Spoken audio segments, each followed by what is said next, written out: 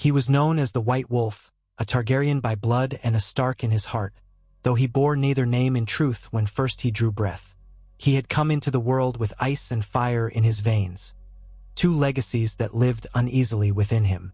Jon Snow, once a boy with a bastard's name, had grown into a man who bore the weight of the realms upon his shoulders. Even after he surrendered his claims and bent the knee, the realm refused to let him slip into anonymity. Within the scattered corners of the Seven Kingdoms, whispers persisted. He was the last Targaryen with a full, rightful claim, and a Stark besides, half of the North in his soul. He tried to ignore the rumors, longing for a simple life beyond the troubles of kings and queens, but destiny often hunts down those least eager to be found. He had ventured north again, after the wars and betrayals, believing that perhaps, in the calm after the storm, he could reclaim a small slice of peace. The world had no shortage of troubles. Broken alliances, sullen lords, small folk still reeling from winter's lash. But Jon believed that the realm had seen enough blood and tears. He wanted nothing to do with the Iron Throne, the politics of the great houses, or the maneuverings of rulers. He had done his part. His dream was only for the North, for the free folk who had fought beside him, for his family. But the realm never forgets, and it never truly rests. As the snows receded, as trade routes reopened, and ravens flew once again with messages of alliances and births, the seeds of a new strife began to take root in Old King's Landing. Meanwhile, Gendry Waters, no longer an anonymous smith's apprentice in Flea Bottom, found himself grappling with a crown he had never expected to wear.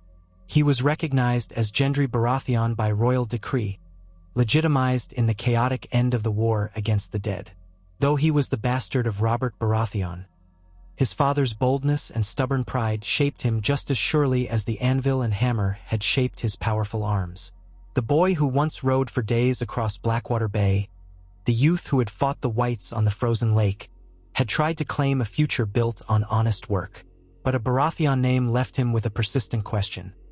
Did he truly have a claim to the throne? And if so, what was he supposed to do with it? He hammered steel in the bowels of the Red Keep's forge, even after his legitimacy was proclaimed, for that work felt real. As a child, he had yearned for recognition without understanding its cost. Now, with every clang of metal, he reminded himself that no king, no lord, no princeling had the right to tell him who he was.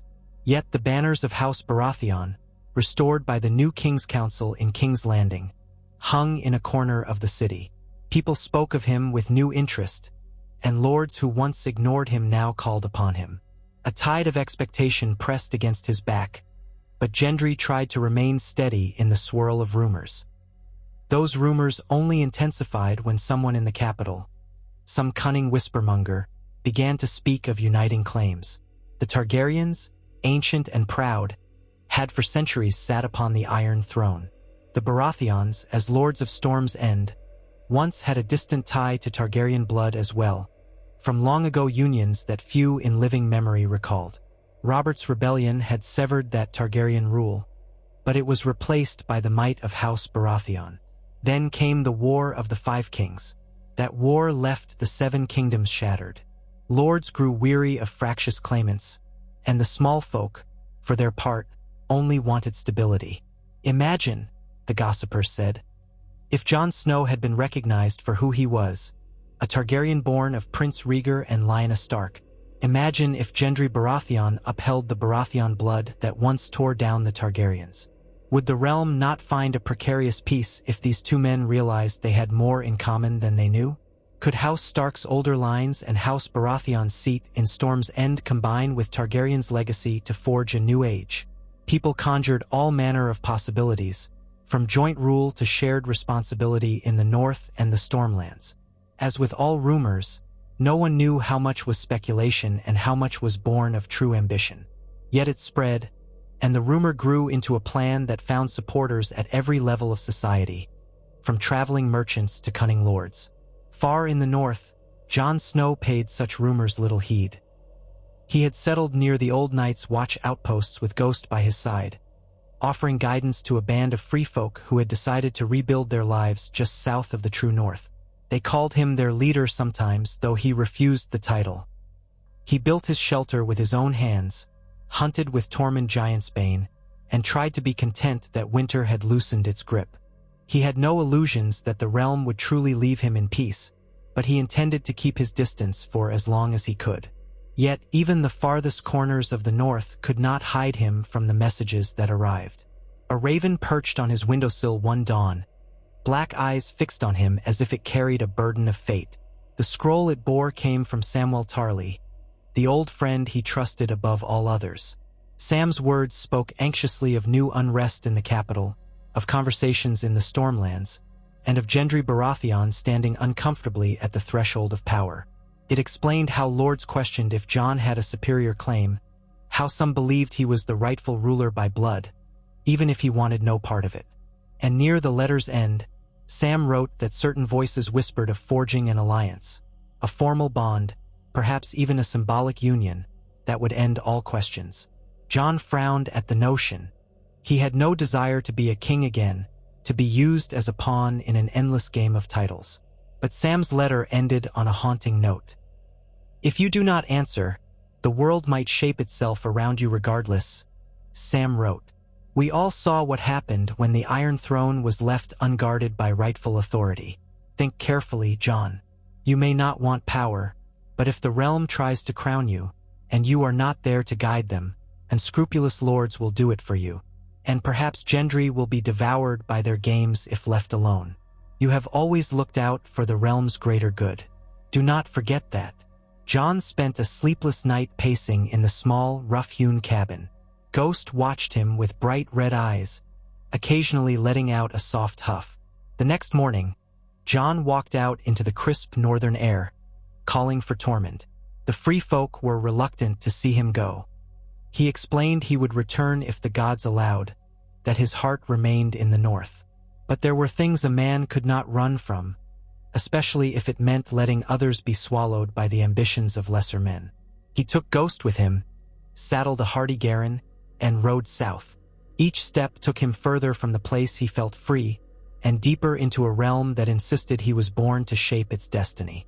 At Storm's End, Gendry learned that a party of northern bannermen had arrived, though they refused to say much of their purpose. Gendry had tried to restore some life to the ancient fortress, battered by wars and storms. Within its towering walls, he set a small smithy for himself, part workshop, part refuge. Though he had the right to call himself Lord of Storm's End, he often felt more at home by the forge than in the Great Hall. He had advisors, whether he wanted them or not, lesser lords whose loyalty to House Baratheon endured from Robert's days. Some were cunning and manipulative, hungry for influence. Others were honest stewards, loyal to the memory of Robert Baratheon's generosity. But they all seemed to crave more from Gendry than he knew how to give. He was making horseshoes when news came that Jon Snow was riding through the gates. Gendry froze at the anvil, heat from the forge prickling the back of his neck. The name Jon Snow meant many things. The friend who stood watch beside him on the icy wall, the man who tried to protect him from Melisandre's fires, a comrade in arms during the war for the living.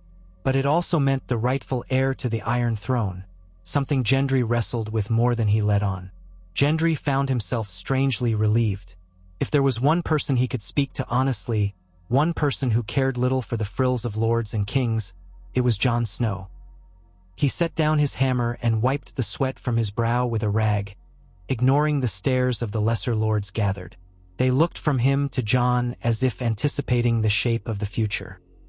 He hurried to greet Jon in the courtyard, pushing past his retinue, trying not to feel self-conscious in his plain clothes, soot still smudged on his forearms. When he saw Jon dismount, cloaked in furs that still carried the chill of the north, he remembered the bond they once shared, brothers in arms. A silent understanding passed between them. They spoke in hushed tones at first. Gendry led Jon through the inner corridors, away from prying eyes. Down in the warm gloom of the castle's lower halls, the two men found a small chamber they could speak in privately. Jon rested a hand on Ghost's neck as the direwolf followed, while Gendry leaned against the rough stone of the wall. No courtiers, no advisors, just two men struggling with burdens they never sought. Jon asked about the rumors. Gendry shrugged, saying they had grown louder. Lords wrote letters, merchants asked questions. The small folk spoke of a potential king who bore the union of the wolf and the stag. Some insisted it could be Jon, others Gendry, and others still whispered of a combined claim or rule. They make it sound like we can solve everything by simply forging a crown from both our names, Gendry muttered. But I never wanted a crown. I wanted a life of my own. He peered at Jon, who nodded slowly. Jon said he understood, that he never wanted the throne either, but sometimes duty demanded that he consider what his presence alone could prevent. They shared cups of ale and old memories, of the battle at the wall and the hopeless venture north of the wall to capture a white. Hours slipped by without them noticing. In that time, they acknowledged the swirling forces pulling them into the politics they both detested. Jon asked Gendry what he wanted to do with the Stormlands. Gendry frowned. He wanted to do right by its people. He had visited villages battered by raiders during the wars, seen farmland charred by dragonfire, found orphans from the war's carnage. He wanted to rebuild. But the realm's game was such that many insisted his father's blood meant he must vie for the throne. Others claimed that only a Targaryen could truly hold the seat. If Gendry turned away from it all, who would the realm follow? Another pretender? A child of some cunning regent? Jon asked if Gendry had ever considered acknowledging him as king to quiet those claims. Gendry snorted. I'd be forging your crown right now if I thought you'd wear it, he teased, though there was something genuine beneath his jest. Yet Gendry also knew that Jon would not easily accept such a role. They were locked in a strange puzzle, with the lords and the small folk for once in unlikely agreement. They wanted stability, a solution that recognized the old Targaryen Stark line, and the Baratheon line that overcame it might unite the realm from Dorne to the neck. Of course, it also threatened to open old wounds. House Lannister might protest, House Tyrell's scattered remnants might see an opportunity, and the Iron Islands might sense weakness. They parted with no final plan, only a mutual understanding that they would try to keep each other informed. Jon intended to travel to King's Landing, to speak with those who acted as regents or counselors in the power vacuum. He hoped to see Sam and glean how serious these rumors were. Gendry told Jon that he could stay at Storm's End if he wished, but Jon declined, eager to glean the truth himself from the capital. They clasped hands, and Jon departed the next morning. Gendry, hammered again by an onslaught of well-meaning but insistent lords, retreated to the forge to channel his frustrations into steel. When Jon arrived in King's Landing, the city was still undergoing a slow transformation. Parts of it bore the scars of dragonfire and pitched battles. A new generation of laborers toiled to restore or rebuild entire districts. The Red Keep itself looked half-finished in places, as if no one quite knew how to restore it to its former grandeur. Jon felt uneasy riding past the gates, remembering the blood spilled, the bells tolling, and the haunting flames that once devoured this place. Ghost stayed close at his side, causing no small amount of astonishment among the small folk. Some cheered, calling him the White Wolf. Others merely stared in silence. Jon felt their gazes like a weight on his back.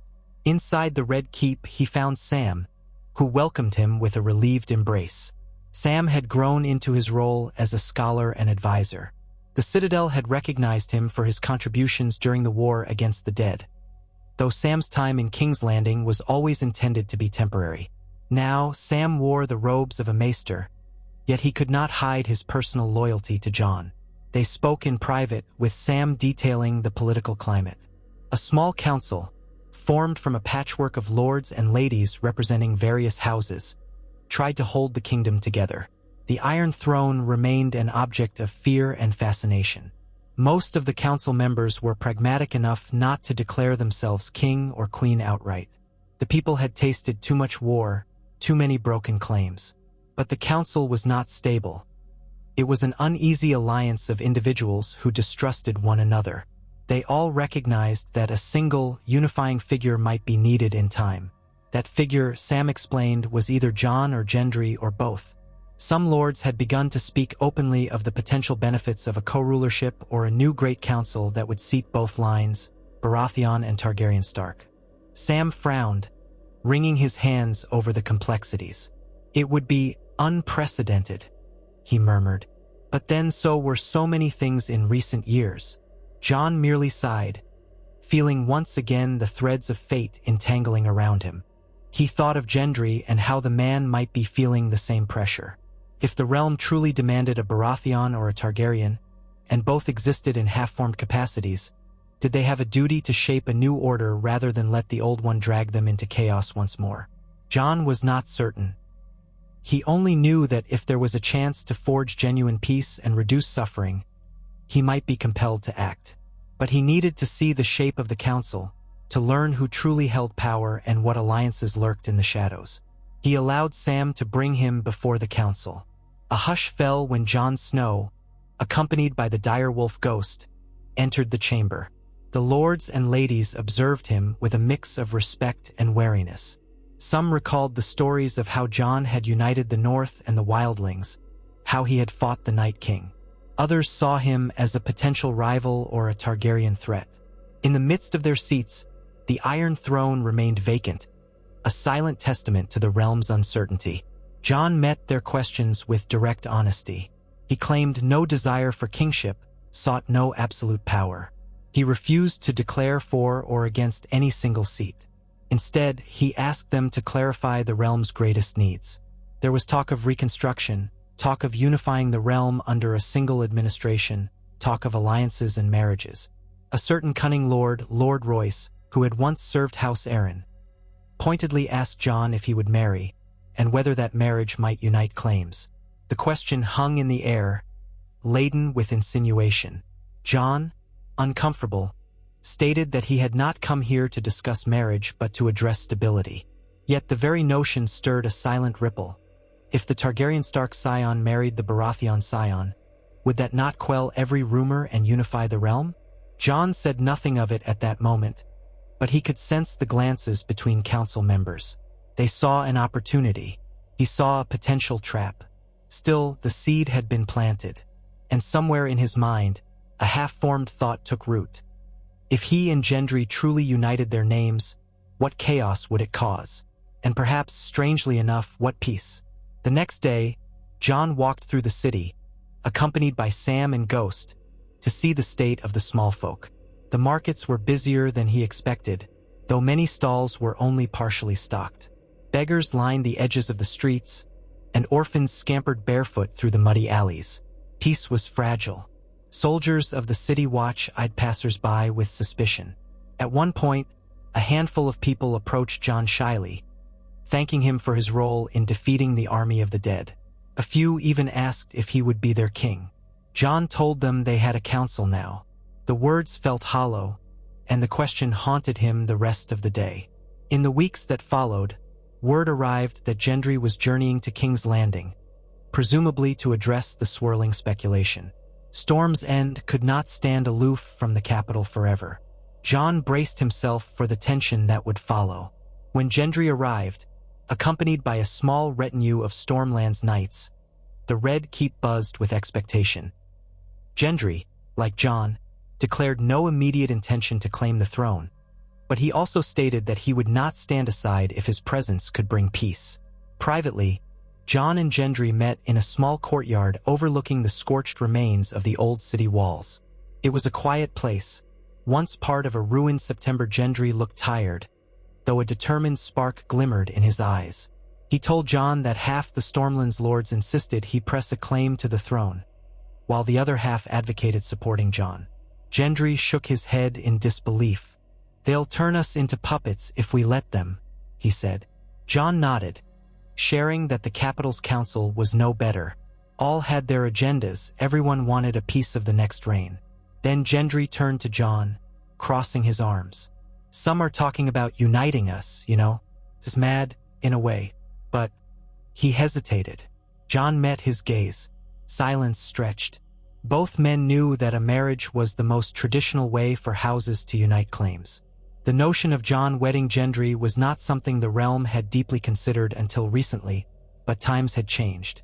Westeros had bent to survive the long night, forging alliances unthinkable before. Yet any talk of union between two men, even if they were the realm's best hope for stability, posed its own complications. Yet no one said it had to be that kind of union necessarily. Some might propose that Gendry wed a Stark relative, or that Jon take a Baratheon bride, forging a symbolic bond. But the root of the matter was to merge these claims, be it by alliance, oath, or deeper partnership. Tradition weighed heavily, but the realm was desperate enough to cast tradition aside if it meant peace. Jon quietly said that whatever the realm wanted, they had to decide what was right. Gendry nodded in agreement. They parted again, no closer to a resolution, but with an unspoken commitment to face this together rather than allow the lords to pit them against one another. Days turned into weeks as the council convened and debated. Jon and Gendry were forced to endure endless dinners, formal meetings, and private invitations from lords who swore they had the perfect solution for the realm. In that time, the two men found moments to speak more openly, to share frustrations and hopes. Gendry wanted to see roads rebuilt, farmers protected, new trade routes established so that the Stormlands and the North could thrive. Jon wished to see justice done, orphans cared for, the Night's Watch reformed as a protective order rather than a penal colony. But each time they made small progress, some new faction would emerge, demanding more, or a rumor would spread that one or both were planning to seize the crown. Through all of it, Sam served as a mediator, trying to parse the labyrinth of alliances. He discovered something remarkable. A portion of the small folk and lesser lords across the realm had begun to support the idea of a new monarchy that acknowledged the old conflicts but was not beholden to them. They wanted a combination: Stark, Targaryen, Baratheon. They saw it as the best chance of bridging the fractured kingdom. Yet some great houses remained skeptical. The Vale hesitated, the North's lords were divided. The Reach had its own wounded pride after losing the Tyrells. Dorne, too, was not so easily swayed. All of them had endured enough betrayal to be wary of hasty solutions. Amid this delicate balance, a threat emerged. Old resentments die hard, and in the shadows of the capital, certain figures whispered of a new rebellion. The Ironborn, under the uncertain rule of their chosen leader, seemed restless. Raiders tested the coasts of the Reach and the Westerlands. The small council argued that a unified front under a recognized ruler, or two, might be the only way to deter another disastrous war. The council demanded a formal decision from Jon and Gendry, pressing them harder each day to consider an official merging of claims. A rare moment of clarity arrived late one evening. Jon and Gendry walked by torchlight through the half-ruined gardens of the Red Keep, the distant noise of the city muffled by the thick walls. Ghost padded silently behind them. They discussed a plan, not necessarily to marry or to proclaim a single king, but to propose a system where they would co-rule, each responsible for different parts of governance. The council could remain in place as an advisory body, ensuring no tyrant sat the throne unopposed. Perhaps the seat of power could rotate between the capital and another location, acknowledging the North's autonomy. It was an audacious plan, but times had changed. Who was to say that Westeros could not adapt? Still, they knew the lords might balk at a dual monarchy. Tradition was a stubborn beast. "We'll have to present it carefully," Gendry said, lips twisted in a wry grin. "Or they'll call us madder than the Mad King." Jon couldn't help a faint smile, though it faded as he remembered how easily fear gripped the realm. Tyrants often rose because they offered a simpler solution than compromise. But this was not a time for tyranny. They had to try. The next morning, in the throne room that still bore the scars of war, Jon and Gendry stood before the assembled council. Lords and ladies, knights and maesters, all gathered in tense expectation. Ghost, ever watchful, stood at Jon's side. Sam sat among the maesters, quill in hand, ready to record whatever momentous decision emerged. Jon spoke first. He explained that neither he nor Gendry claimed the throne by simple right or by conquest. They recognized that the realm had spilled enough blood over claims. He and Gendry believed that the time had come for unity, for forging a path that blended the old houses without subjugating them. Jon proposed a shared monarchy, a single crown worn jointly, though the practicalities would be refined with the help of the council. Gendry took up the next part, proclaiming that he had no desire to overshadow Jon, nor did he wish to see the Targaryen line overshadow the Baratheons. He wanted a system where neither name held dominion, but both served the realm together. The chamber erupted in murmurs, some outraged, some curious. Lord Royce pressed them with questions. How would inheritance work? Which name would pass on to potential heirs? What if the realm needed a single voice in a crisis? The pair answered as best they could, acknowledging that details would need to be hammered out.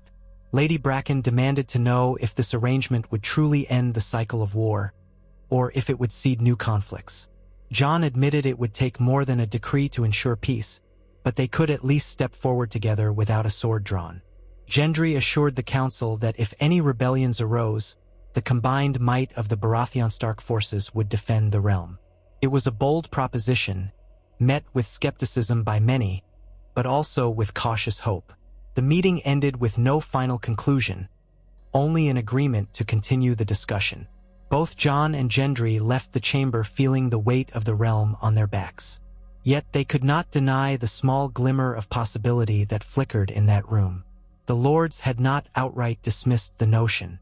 Outside, the small folk who gathered around the Red Keep heard rumors that the Wolf and the Stag had proposed an alliance. Some interpreted it as a heroic new age, others as a threat to tradition. Jon and Gendry did not miss the significance. The people's reaction would matter. They needed the small folks' acceptance as much as the lords, if not more so. Without the people, no throne truly stands secure. During the following days, Sam and several other council members worked tirelessly, meeting with representatives of every major region, addressing concerns, drafting potential frameworks for how this co-rule might operate. The concept of merging Stark, Baratheon, and Targaryen through Jon's parentage claims began to coalesce into an actual structure. Neither Jon nor Gendry insisted on calling it a king in the south and king in the north. Rather, they framed it as two protectors of the realm under a single crown. Each region would have a voice through an expanded council, similar to the old Targaryen small council but with broader representation.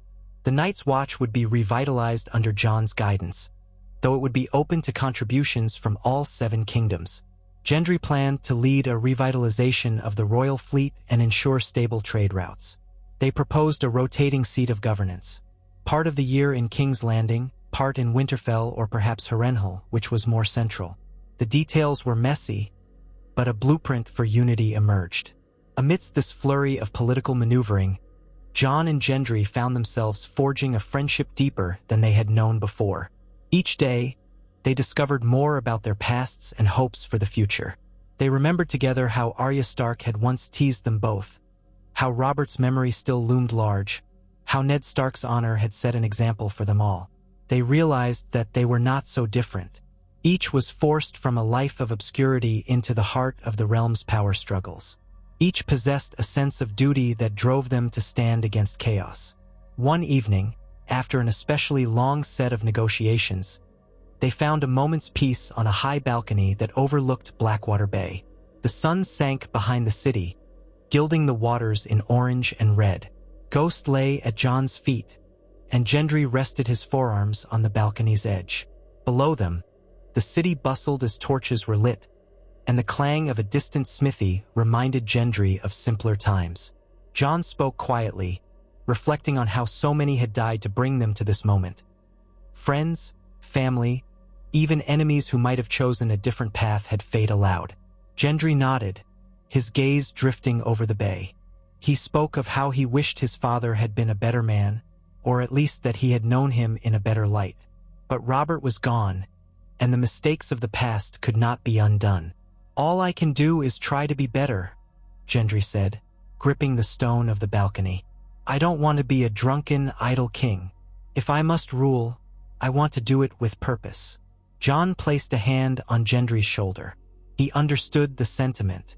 Both men seemed to realize, in that moment, that the realm might not take no for an answer. They would have to step forward and shape the future, or else watch as some other, more ruthless figure seized the moment. That night, they agreed to move forward together, to let the lords finalize the details, and to accept the burdens of leadership if it meant sparing the realm another wave of bloodshed. And so the day came. The great hall was as prepared as it could be, with broken sections covered by tapestries to hide the lingering damage. A large crowd gathered. Lords, ladies, commoners, and foreign dignitaries who had traveled from distant regions to witness the announcement.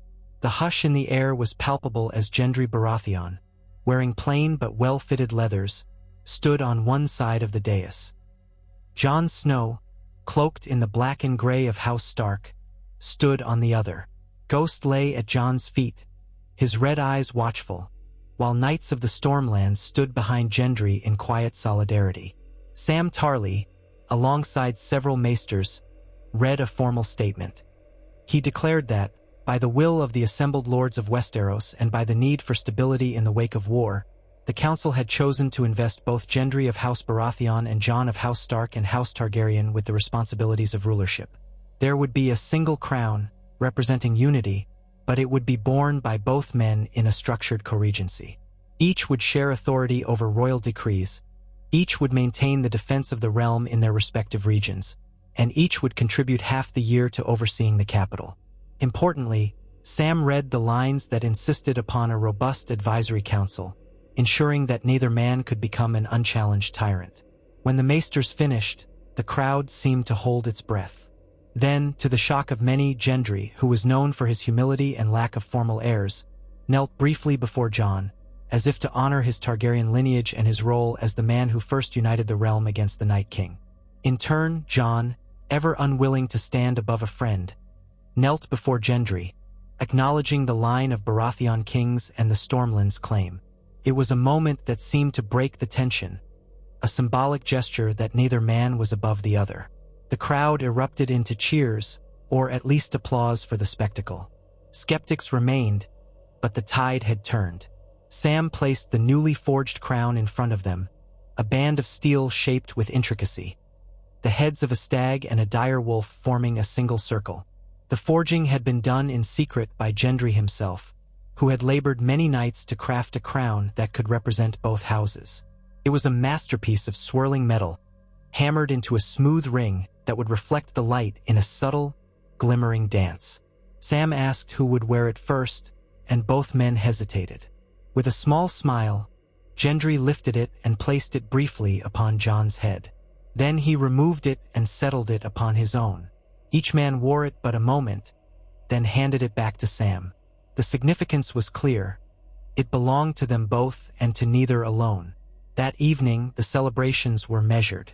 War had drained the kingdom's coffers and spirit, so there was no lavish feast to rival the days of Aegon's coronation or Robert's triumphant victory. Instead, there was a simpler gathering, with enough food and drink for those in the castle and city squares to partake in.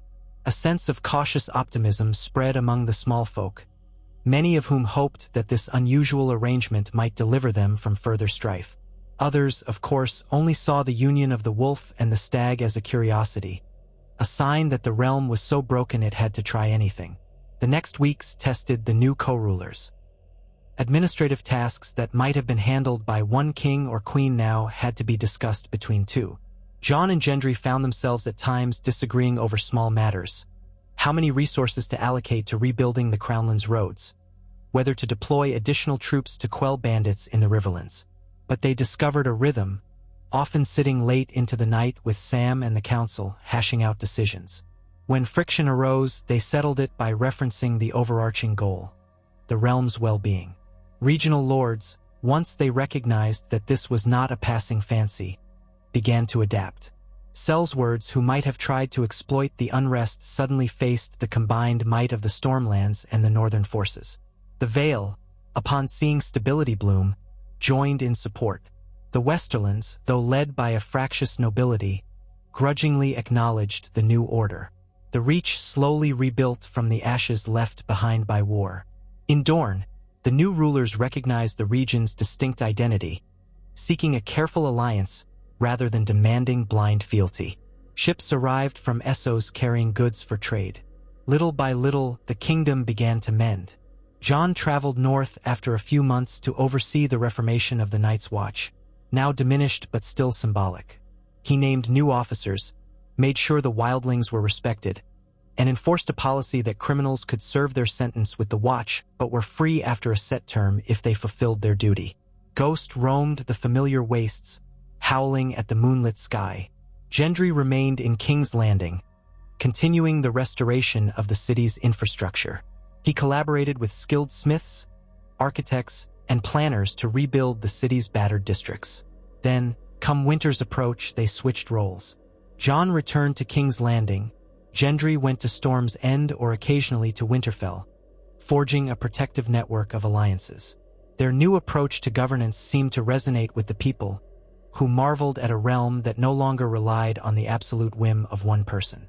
The question of heirs still loomed. Some lords fretted over succession, worried that without a clear line of inheritance, chaos would return upon their passing. For now, both Jon and Gendry demurred. They would address it when the time was right. In the interim, they designated a council of regents who could continue the rule if something befell both of them. Some suspected that eventually they might each take a spouse and produce children, Stark Baratheon scions who would carry the lines forward. Others whispered that even if they did not wed, the realm could find a way, so long as stability continued. The times were changing, after all, and tradition was no longer a chain as strong as it had once been. As the seasons turned, a sense of cautious promise enveloped the land. Fields in the Reach sprouted new crops, fishing boats in the Vale's bays returned laden with healthy catches, and the North endured with its characteristic resilience. Even in King's Landing, once so scarred and battered, laughter slowly returned to the streets. Children who had grown up in the shadow of dragons and undead monsters discovered simple joys. Travelers noted that the roads felt safer than they had in years. Indeed, there were still brigands and still rumors of discontent, but the realm was better than it had been. Then came the day Jon received a raven from Tormund Giantsbane, who wrote that small groups of wights had been spotted in the far north. Perhaps they were stray remnants left when the Night King was destroyed. Jon and Gendry immediately convened a war council, recalling the horrors they had faced before. But they did not descend into panic. Instead, they prepared calmly, dispatching rangers and supplies. If the undead were truly gone, there was no threat, but if any remained, they would face the combined might of the realm.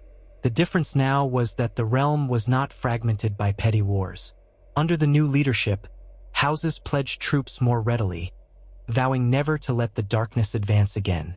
Riding north once more, Jon joined the Rangers to confront the rumored undead presence. Gendry remained in the capital, coordinating resources. Eventually, Jon's reports came back that the Whites had indeed been scattered pockets, mindlessly wandering. Jon's men eradicated them in a series of small skirmishes. The North breathed easier knowing the threat had been contained. Jon returned, his cloak ragged from the winter winds, to find that Gendry had successfully laid the foundations for a new naval order. The pair greeted each other with relief and the faintest of grins, each thankful that the other was handling a piece of the realm's burdens. As news spread of their teamwork, lords in distant corners of Westeros began adopting cooperative measures among themselves. Rival families who had once been at each other's throats sat at the same table, forging small alliances to rebuild roads or walls. The impetus came from the example set by two men who had every reason to be enemies, descendants of lines that had once spilled each other's blood. Yet here they were, forging something new. Many attributed it to the memory of the War for the Dawn, when the entire realm had nearly perished under the undead. After facing death itself, the petty differences of the living seemed foolish.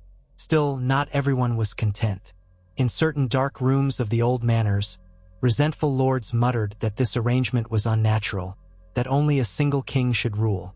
They wrote letters across the sea, seeking allies who might prefer a more traditional monarchy.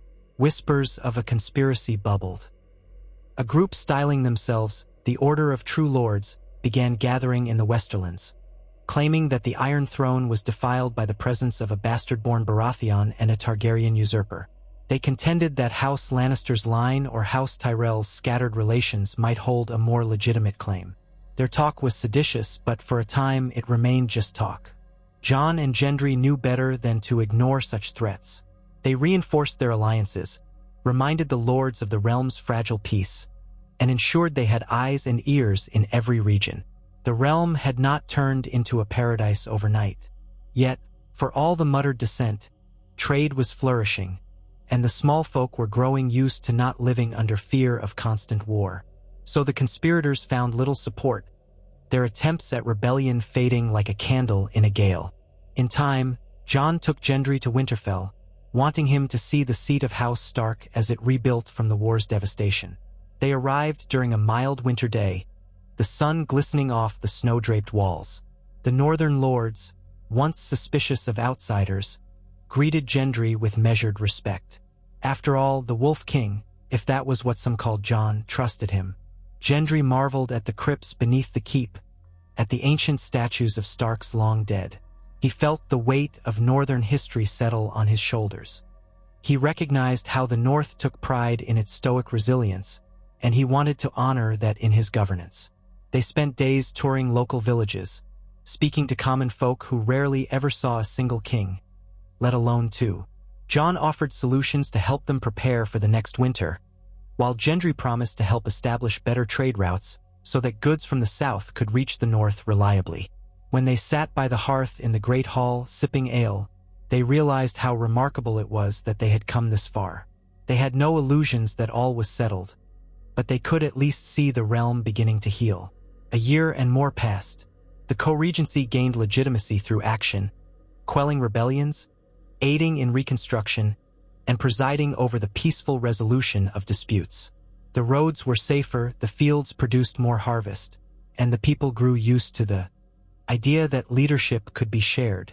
The Iron Throne itself, once a symbol of solitary, often cruel power, began to be seen as a seat of duty rather than a prize.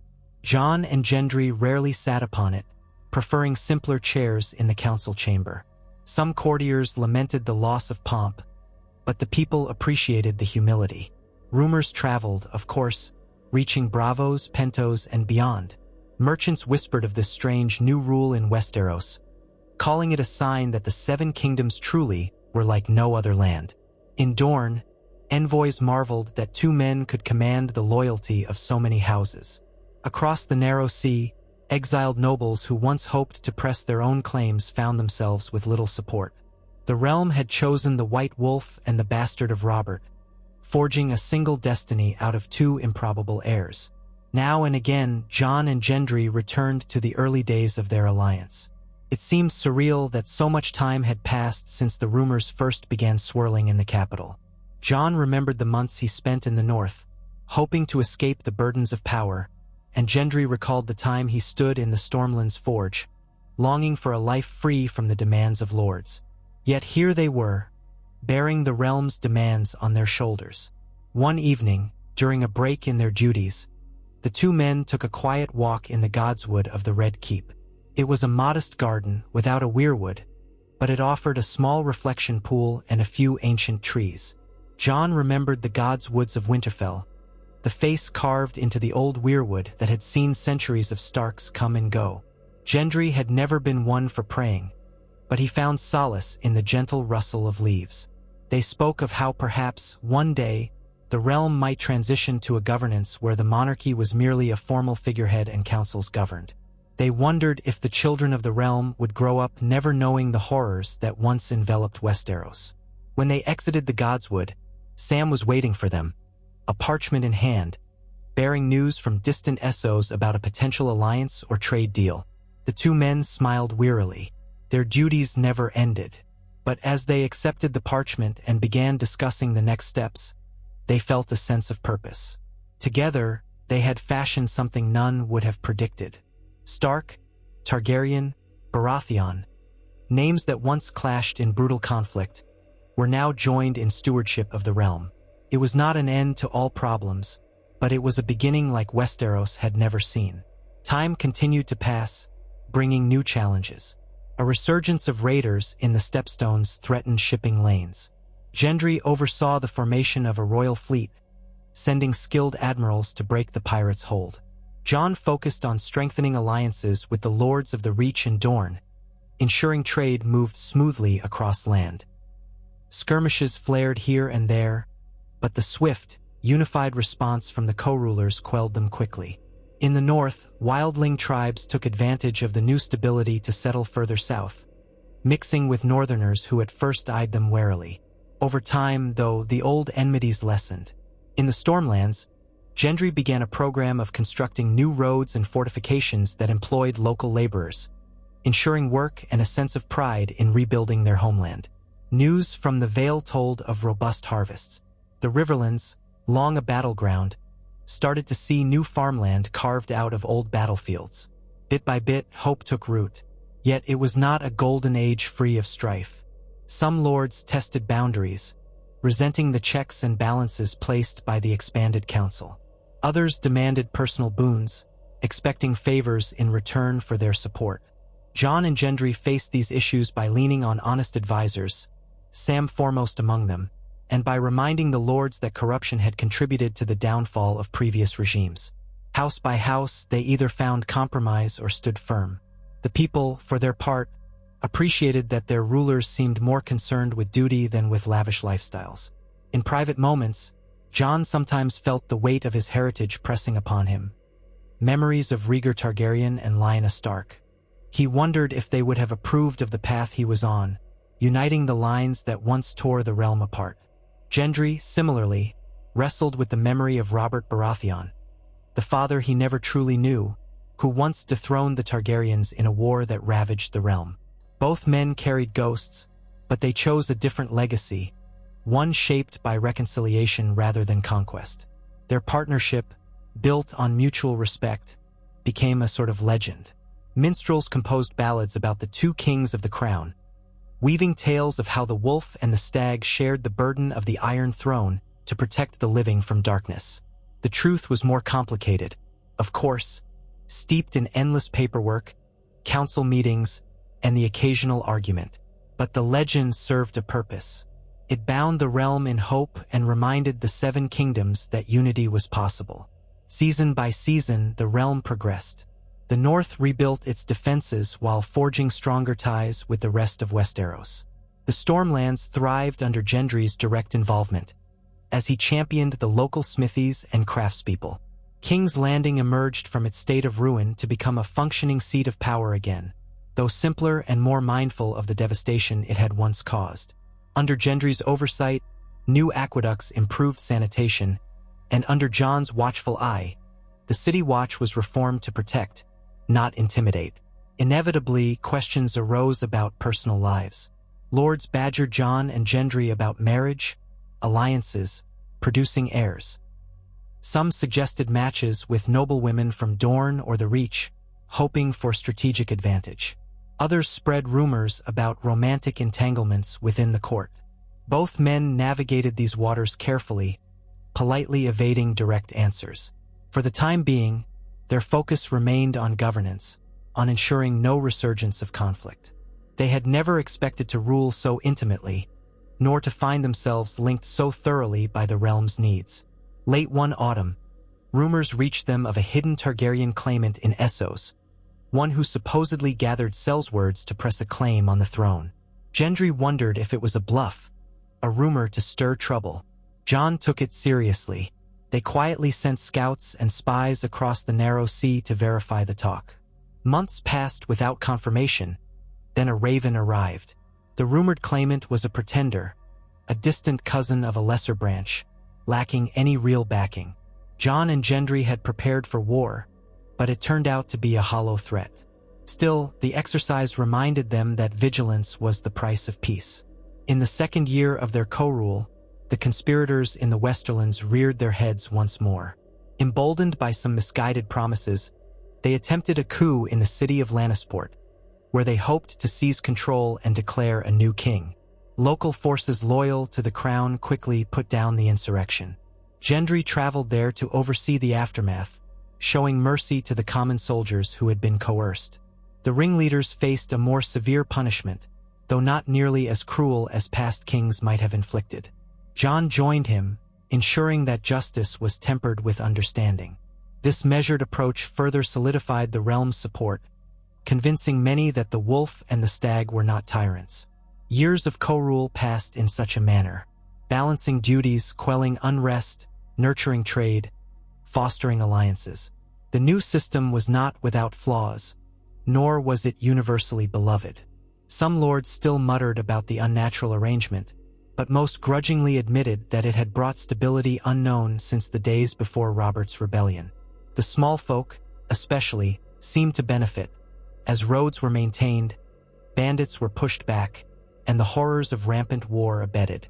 Jon found a degree of peace in knowing that his birthright did not condemn him to the mistakes of the Targaryens who came before him.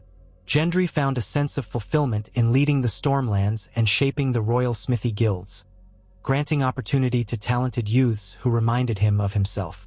Together, they discovered that ruling did not have to be a lonely endeavor. Shared responsibility eased some of the burden, though it also multiplied the complexities.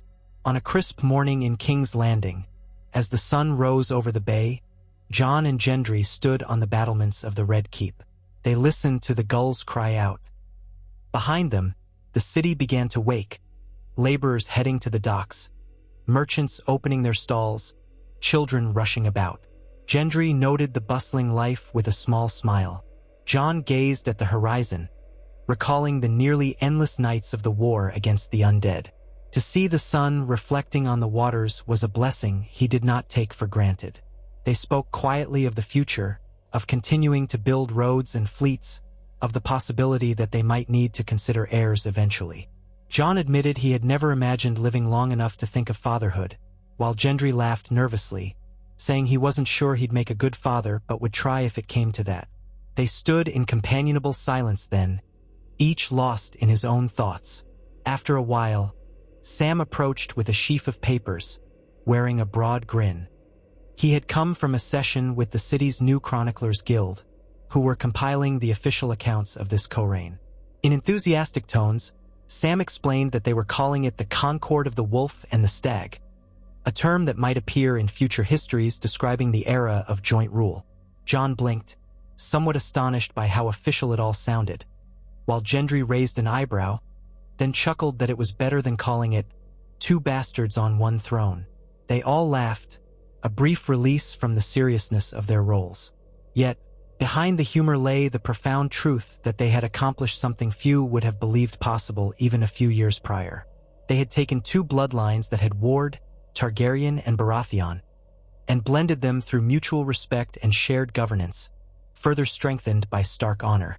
And in doing so, they had steered the realm away from the brink of yet another cataclysmic war. In time, perhaps, the lines between Stark, Baratheon, and Targaryen would blur in the public imagination, replaced by the simple notion that these men fought for the living, not for their own glory. As the day wore on, they returned to their duties, signing decrees, meeting with representatives, listening to petitions from traveling merchants. The work was endless, but it had a sense of purpose. Occasionally, they would exchange a glance and recall how it all began. A rumor that the realm needed both of them, a rumor that refused to fade until it became reality. In an unlikely twist of fate, the White Wolf and the Storm's Bastard had shaped Westeros in a way none could have foreseen. Still, they knew this was only the beginning. Keeping the peace required constant vigilance, addressing the concerns of a realm still nursing old wounds, and preparing for the next threat, be it foreign or domestic. But together, they had proven that they could stand against darkness, whether in the form of the undead or the malice of human ambition. And so they pressed on, day by day, forging a new chapter in the history of the Seven Kingdoms. The small folk spoke of their rulers with cautious hope.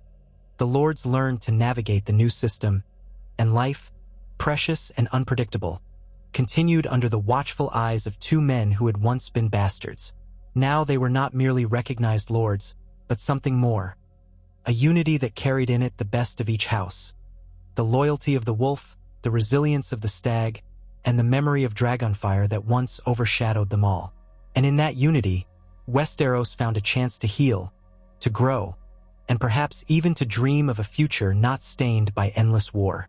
In the months that followed, the so-called Concord of the Wolf and the Stag became more than a passing novelty.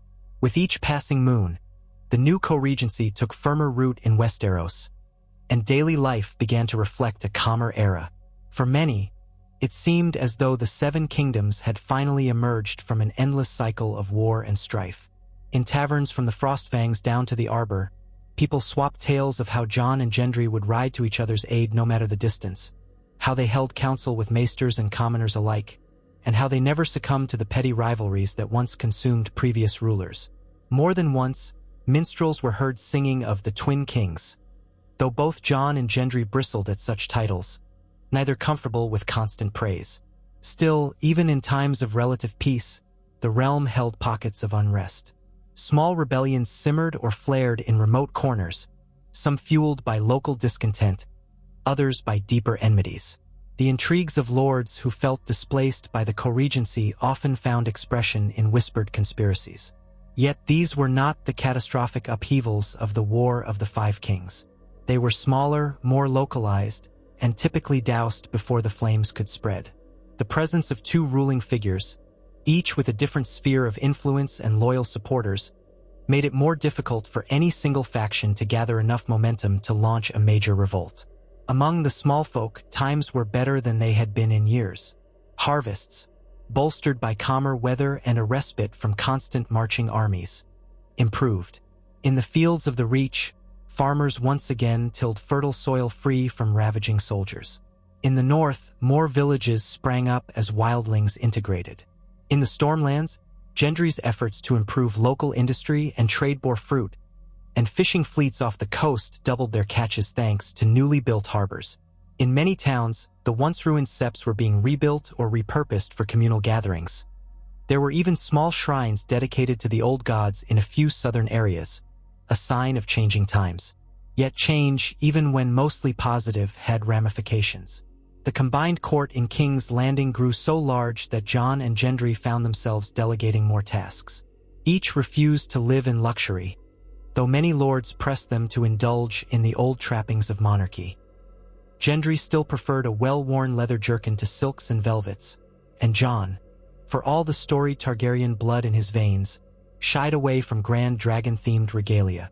Some courtiers privately complained that the monarchy had become too common, lacking the spectacle that once dazzled ambassadors and visitors. Jon and Gendry, however, believed that Westeros had seen enough spectacle to last a lifetime, and so they pressed on. Each season brought new concerns to the capital, from the potential of Ironborn aggression to the trade disputes with Bravos. There were also matters of justice, a wave of banditry near the Blackwater, an unscrupulous warlord rising in the Red Mountains. Always, the new monarchy responded swiftly. Jon's northern contacts ensured intelligence traveled faster than before, and Gendry's direct approach to problem-solving resonated with small folk who had once felt ignored by distant lords. Through all this, Samwell Tarly continued in his role as a trusted counselor. He balanced scholarly pursuits with the realpolitik of the Red Keep, carefully managing the rosters of who served on the expanded council. His quill scratched day and night, drafting letters and proclamations. Other close advisors emerged. Ser Davos Seaworth, who had once bent the knee to Stannis Baratheon, found a place offering counsel to both men. Even Tyrion Lannister, though no longer Hand of the Queen and with no immediate house to lead, occasionally sent letters from Casterly Rock where he tried, haltingly, to rebuild what remained of his family's power base. The new monarchy valued experience, even from unexpected corners, so long as it did not threaten the fragile stability they had achieved. Within a year of the co-regency's official formation, talk of heirs intensified. At council sessions, lords found ways to bring it up, politely but persistently. "Your Graces," they would say, "the realm looks to the future, and we beg you to consider your lines. Suppose the stranger visits you both sooner than we would wish. Who then stands for the realm?" Jon often gave a measured response, emphasizing the structure of regency councils that would preserve stability if anything befell them. Gendry took a more forthright stance, arguing that they could not simply conjure suitable heirs from the air, nor should they marry simply to please ambitious lords.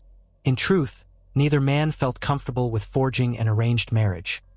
Both had come from backgrounds that taught them how much damage forced unions could inflict. Nonetheless, rumors circulated. Would Jon marry a northern lady of House Manderly, or might Gendry wed a lesser noblewoman of Dorne to unite the entire realm? Some offered to broker a match with the famed beauties of Lys or Volantis, who might add exotic blood to the royal line.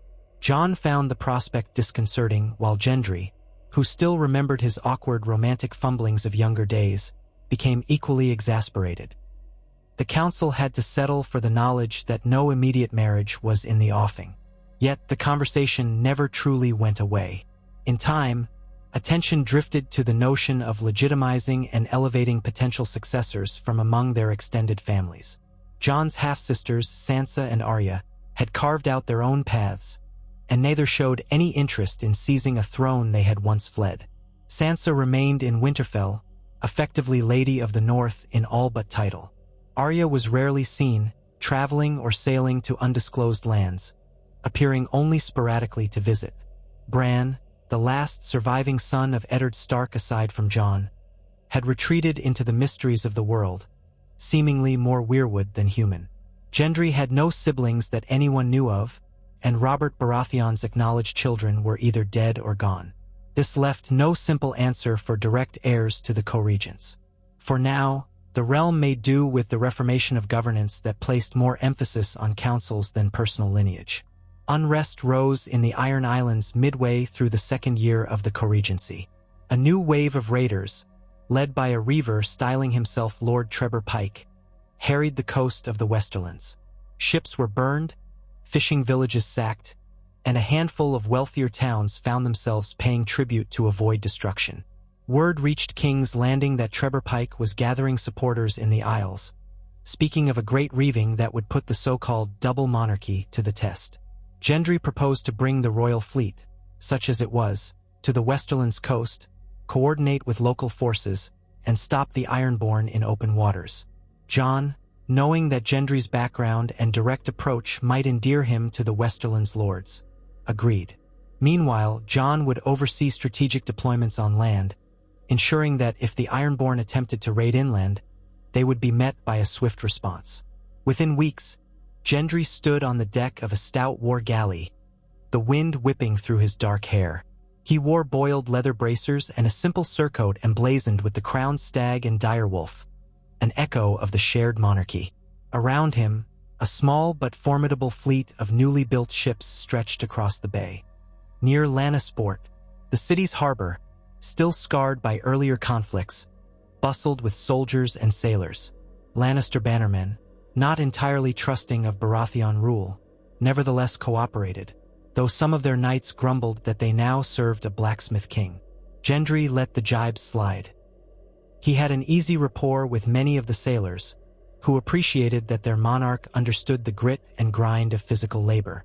When the Ironborn raiders arrived in a ragged line of longships, they expected an easy victory. For years, the Iron Fleet had overshadowed the western coasts. But Trevor Pike, for all his ambition, lacked the leadership of the legendary Greyjoy Reavers. The newly built royal galleys, each fitted with scorpions and reinforced hulls, proved more than a match.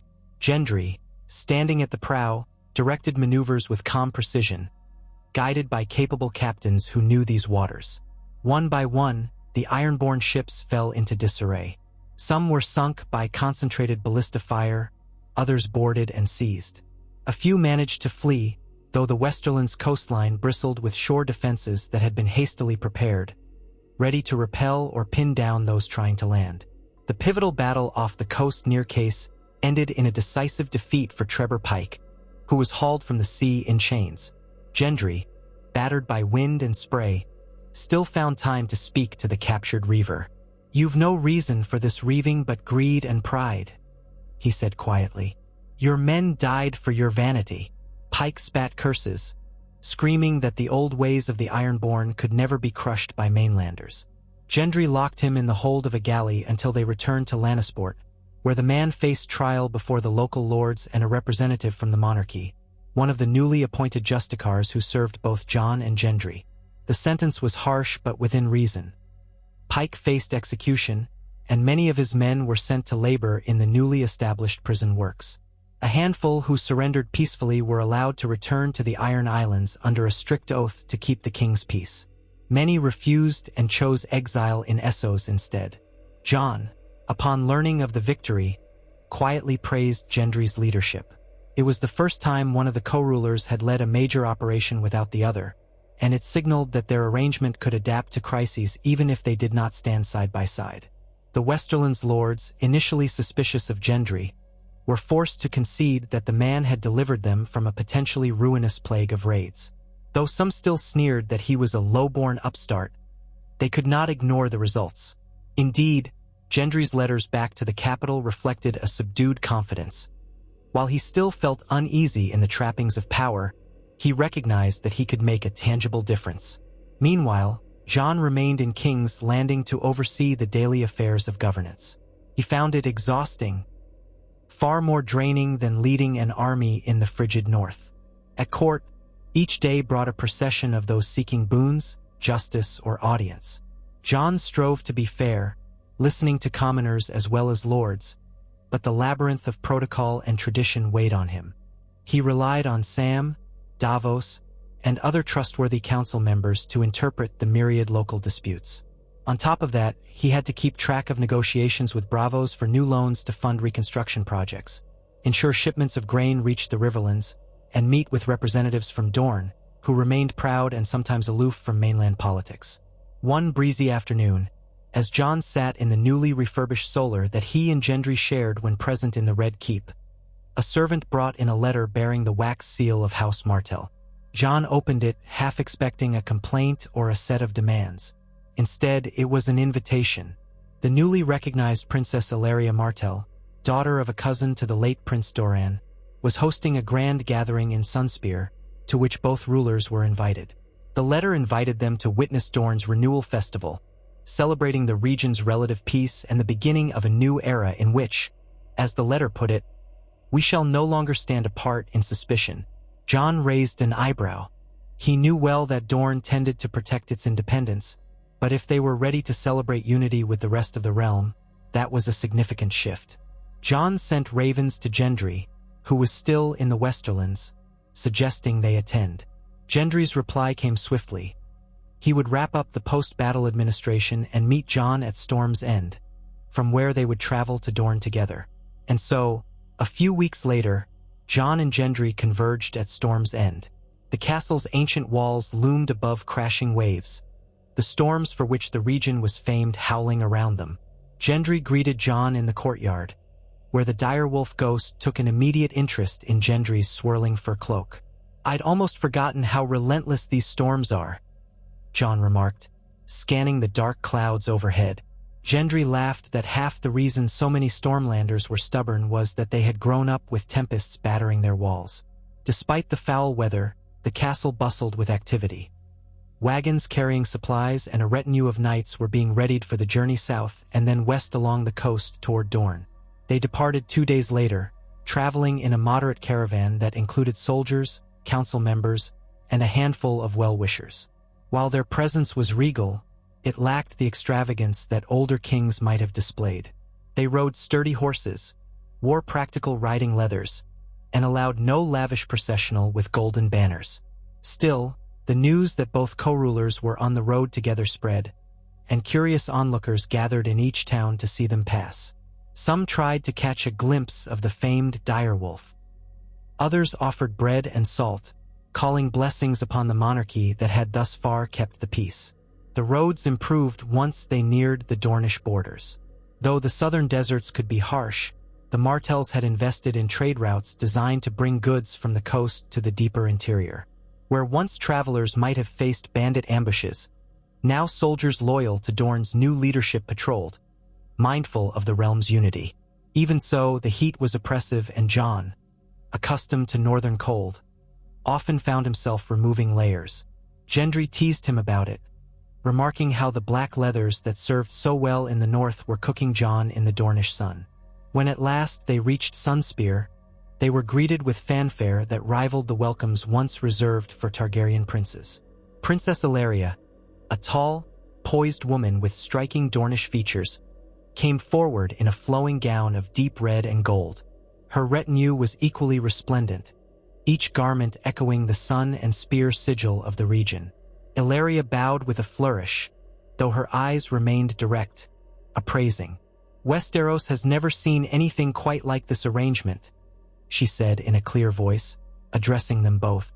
It is fitting that Dorne, also unique, extends our hand in friendship. Welcome to Sunspear. Jon and Gendry returned her greeting, making it clear they came in peace and hoped for continued collaboration. The ensuing festival was a colorful affair. Dancers in swirling silks, fiery peppers served at the feast, the music of lutes and drums echoing through Sunspear's sun-baked courtyards. Jon found it both fascinating and slightly overwhelming. The North had no festivals so vibrant. Gendry, trying to mingle in a setting even more elaborate than King's Landing's gatherings, occasionally lapsed into shy silences, which the Dornish hosts took as polite humility. On the second day, however, conversation turned to serious matters of state.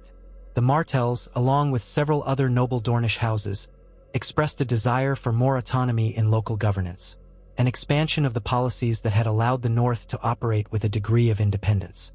They argued that Dorne, by virtue of its history and geography, should have broad authority over its own laws, trade, and defense, while still respecting the realm-wide laws set by the monarchy. Jon and Gendry listened, intrigued.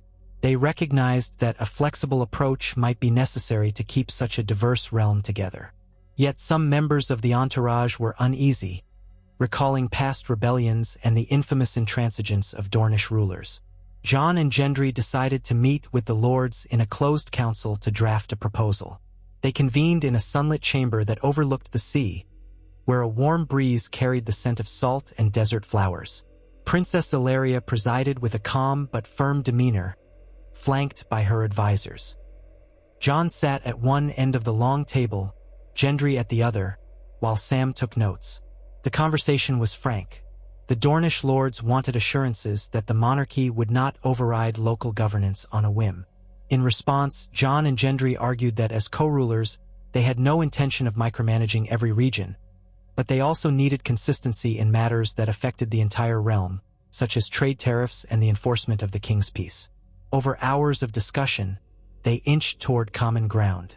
Sam, scribbling furiously, made sure each point was recorded for a potential new charter. Midway through negotiations, a message arrived with the royal courier. The Iron Islands were restless again, this time not led by reavers, but by a faction of priests of the drowned god. They claimed that the monarchy's tolerance of soft ways offended their deity, and they threatened to declare themselves independent if the crown tried to regulate or tax their trade as it did other regions. The news caused a stir. Princess Illyria exchanged a wry look with Jon and Gendry, remarking that it seemed the crown's work was never done. Jon took the message quietly, reflecting on how quickly new fires could spark in a realm as large and diverse as Westeros. Nevertheless, they did not let the Ironborn threat overshadow the negotiations in Dorne. If the monarchy withdrew abruptly, it would be seen as dismissive or fearful, undermining the goodwill they were building. Jon decided to remain and finalize the arrangement, while Gendry departed with a small contingent of knights and ships to assess the Ironborn situation. Once again, their ability to split responsibilities proved invaluable. Late that evening, before Gendry departed, he and Jon found a private corner of Sunspear's gardens to speak. Flaming torches lit the pathways between stands of pale desert flowers. The ever-present warmth of Dorne clung to the air. Ghost, who had endured the heat with silent stoicism, lay panting in a patch of shadow. Jon offered Gendry a skin of watered wine, and they each sipped, scanning the walled garden for any eavesdroppers. When they were sure they were alone, Jon quietly asked if Gendry feared being perceived as an absent king, always running off to quell problems while Jon handled the capital's negotiations. Gendry shrugged, saying the realm might not fit the old notion of king. What they did was new, and if success meant traveling and dividing tasks, so be it.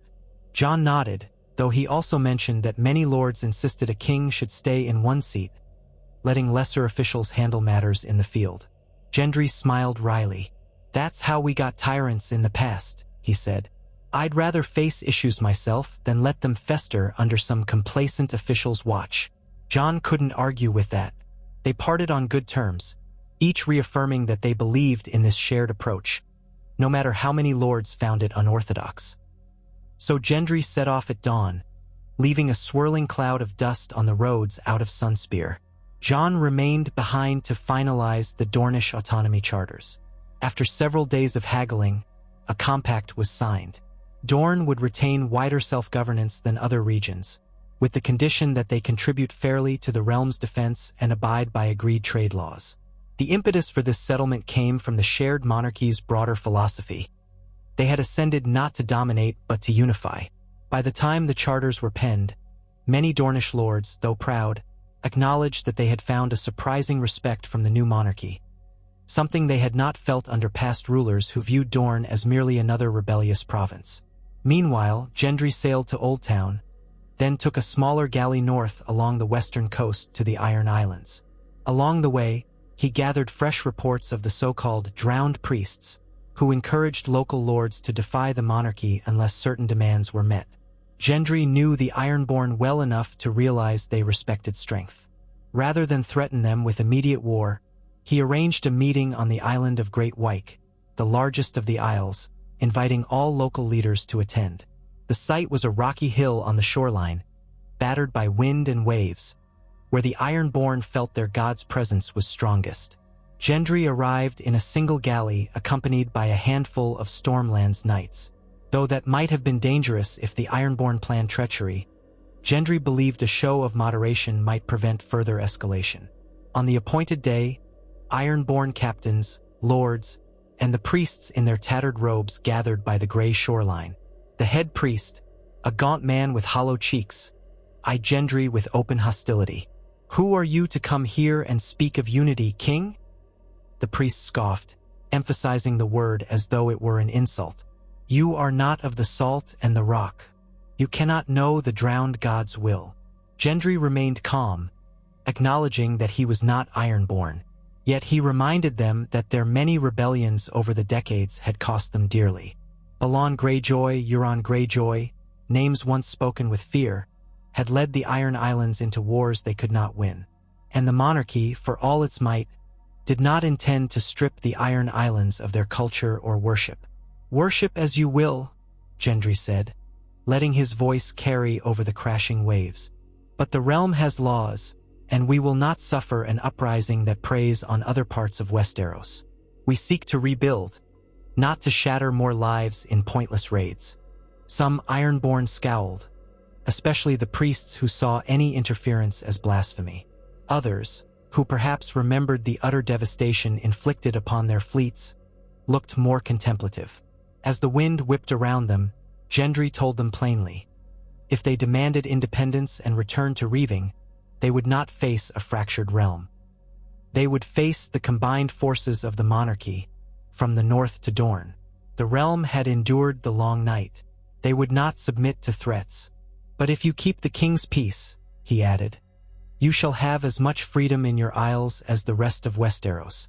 Worship your god, sail your seas. We do not seek to rule your daily lives." Debates followed. Some captains shouted that no true Ironborn would bow to a king, let alone two. Others recalled how even in the old days, the Ironborn had never flourished for long in open defiance of the continent. Here, under this new system, there might be trade and opportunity, less risk of total annihilation. After hours of tense exchange, the Ironborn lords mostly conceded. They demanded a few concessions. The monarchy would not impose heavy taxes on the iron trade, and the Iron Islands could maintain their own shipbuilding practices. Gendry found these demands reasonable enough.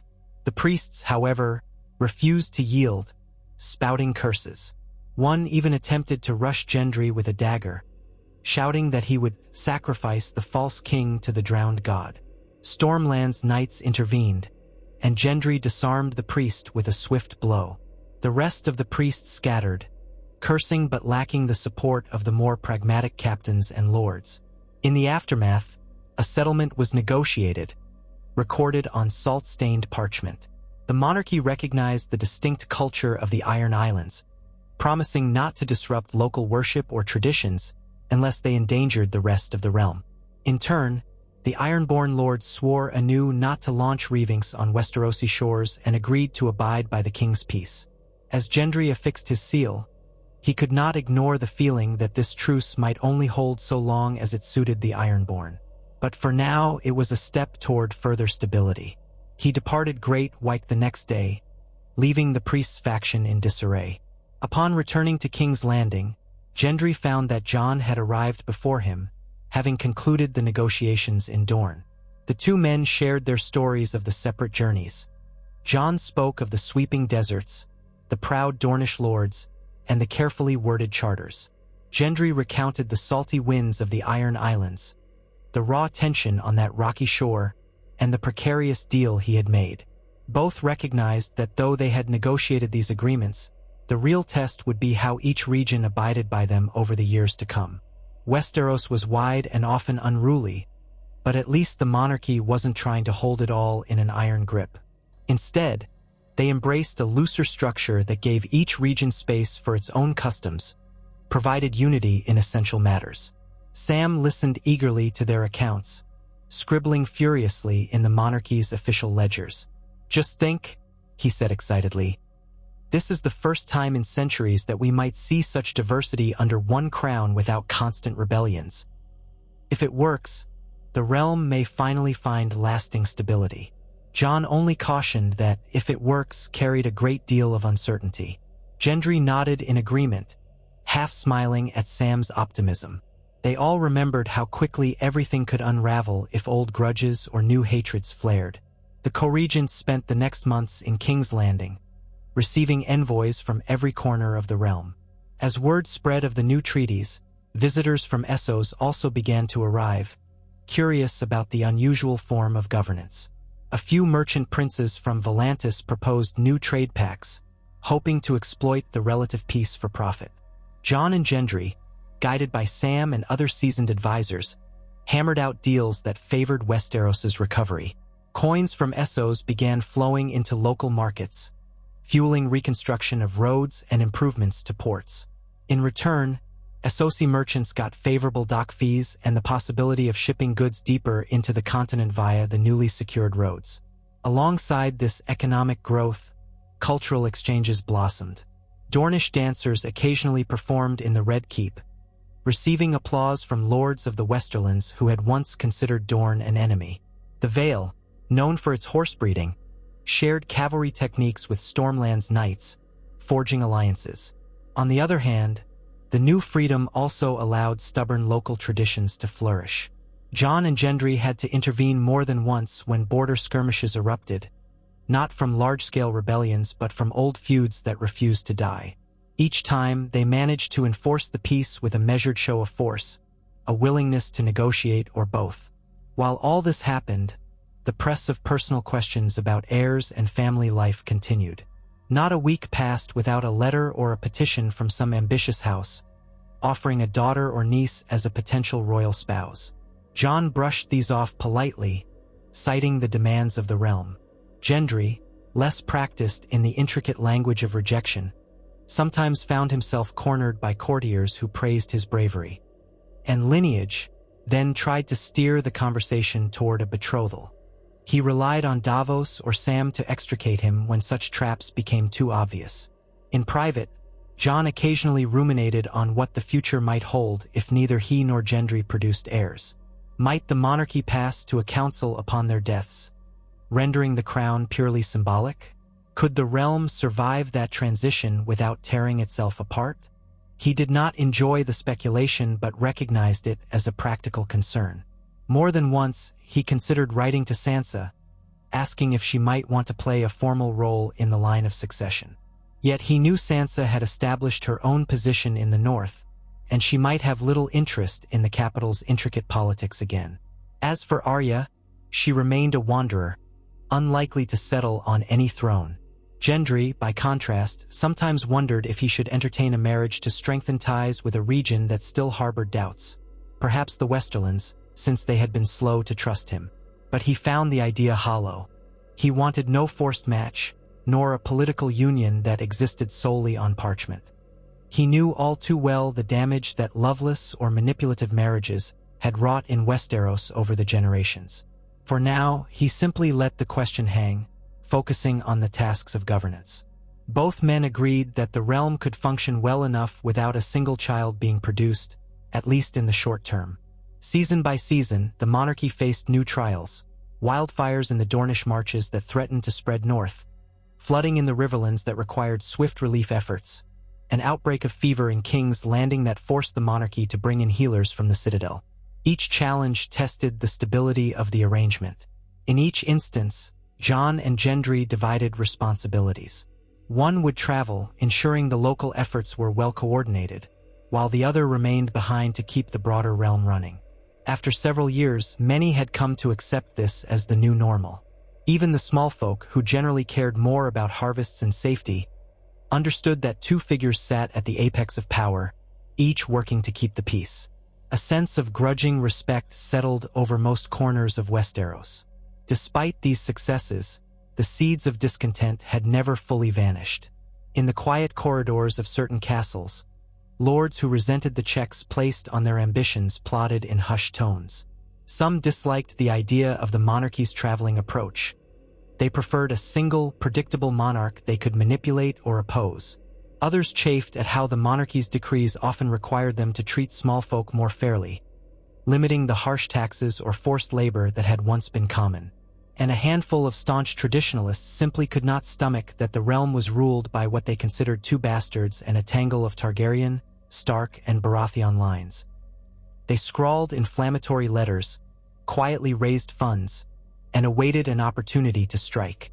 That opportunity seemed to come when a plague of crop blight ravaged certain lands in the northern reach and parts of the Westerlands. Harvests failed, livestock sickened. The monarchy rushed to distribute grain from the south and fish from the coasts, hoping to stave off famine.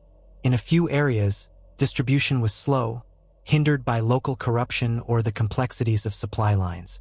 People began to grumble that the monarchy had grown careless, that the wolf and the stag were more interested in traveling across the realm for pomp than ensuring the breadbasket remained secure. Whispers of rebellion grew more pointed, particularly in the Westerlands.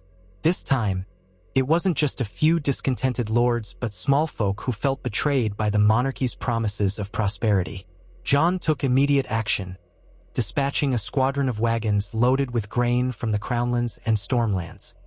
He personally traveled to the northern reach to oversee distribution, his presence reassuring many who had grown hungry. Gendry remained in King's Landing, organizing further shipments. Together, they managed to alleviate the worst of the famine. But anger lingered, and certain conspirators seized upon it. They spread rumors that the shipments were too little, too late, that the monarchy had withheld grain to punish the Westerlands for resisting them, that the plague was somehow a curse or punishment from the old gods or the Seven for letting two men rule. The swirl of gossip found fertile ground among hungry, frightened populations. A self-styled pretender emerged in the Westerlands, Lord Oric Lefford, scion of a once proud family that had seen better days. He claimed distant kinship with the Lannisters, though the lines were murky. Lefford rallied local men with promises that a true lion would restore the region's old glory, free it from the humiliations of bowing to a monarchy that was neither lion nor dragon. He pointed to the famine as a sign of divine wrath. Though some recognized his rhetoric as dangerous nonsense, others latched onto the idea. Hoping to spark a full-blown revolt, Lefford built a small army near the border of the Reach. Jon, who was still in the northern Reach, heard of Lefford's gathering forces. Gendry received word in King's Landing. Without hesitation, they coordinated a response, pulling from local garrisons and forging a plan to encircle and disarm Lefford's followers. But the situation threatened to escalate if the co-rulers failed to act quickly. Jon raced to gather loyal men from the Reach, while Gendry sent Stormlands knights on a forced march. They intended to converge near the edge of the Westerlands before Lefford could entrench himself. Luck or cunning was on the monarchy's side. Lefford had not expected such a swift mobilization, believing the famine would paralyze or delay the realm's armies. His hastily assembled force found itself outmaneuvered by cavalry from the Reach and infantry from the Stormlands. At dawn one day, Jon led the northern bannermen in a flanking maneuver, while a column of Stormlands knights approached from the main road. Trapped, Lefford's men fought briefly, but most either surrendered or fled when they realized they were facing a coordinated onslaught rather than a timid monarchy. Lefford himself refused to yield. He raged that he would rather die free than bow to bastards. Gendry, who had arrived as well, confronted Leford with an appeal for reason, but the man's mind was made up. In the ensuing clash, Leford was mortally wounded, cursing the monarchy with his last breath. As the monarchy's forces secured the area, Jon and Gendry ensured that captured followers who had been coerced or misled were treated fairly. Only the proven conspirators faced trial. This victory, while decisive, left both rulers uneasy. It reminded them how quickly desperation and hunger could turn people against the central authority, no matter how well-intentioned. After the battle, they worked together to oversee a more thorough relief plan for the afflicted regions, drawing on resources from unaffected parts of the realm. They refused to let this crisis undo what they had built. Once the famine had subsided and the rebellion was quashed, a period of relative calm returned. The monarchy took steps to prevent future crises, including better grain storage, improved roads to expedite shipments, and carefully monitored farmland. These measures pleased many small folk, though the memory of famine and near rebellion lingered. In time, the realm continued to mend. New trade routes opened, more ships were built, and the roads became safer than they had been in decades. Even so, Jon and Gendry's responsibilities never ceased. Envoys, local disputes, border tensions. These were the constant drumbeat of ruling a kingdom as vast as Westeros. And beyond daily governance, they still faced the question of what the monarchy would look like in the generations ahead. On a chilly evening in King's Landing, they found a rare hour to themselves in the solar overlooking Blackwater Bay. A storm had rolled in, waves crashing against the rocks below. Ghost lay near the hearth, letting out a contented sigh. Jon stood by the window, gazing at the darkening clouds. Gendry was seated at a small table, a half-finished goblet of ale in his hand. Both looked tired, but in the warm lamplight, there was also a sense of hard-earned camaraderie. After several moments of companionable silence, Gendry set down the goblet. "Sometimes," Gendry said, his voice low, "I wonder what happens if I die tomorrow, or you. This arrangement holds together because we work at it. But if one of us falls, do we trust the council to keep the realm stable?" Jon turned from the window, the orange glow of the lamplight accentuating the lines of worry on his face. "I've wondered that too," he admitted. "We've built something new, but it still rests on the old foundation of a single monarchy, just divided between us. The next step might be a monarchy that doesn't rely on blood or even a single figure, but a system that can function regardless of who sits in power." Gendry leaned back in the chair, arms crossed. "That's a tall order. The lords who grumble about us now would revolt if we told them the monarchy is just an idea they can't bend or break. They want someone to point to blame or praise." He gave a small, humorless laugh. "They like having a figurehead, even if they claim to hate it." Jon crossed the room, taking a seat in another chair near Gendry. The wind rattled the shutters, sending a faint draft through the solar. "Maybe we can prepare them for a time when the monarchy is less about two specific rulers and more about a council or an elected official. If we can shift the culture slowly, they might accept it. But that could take a generation or more." Gendry pondered that.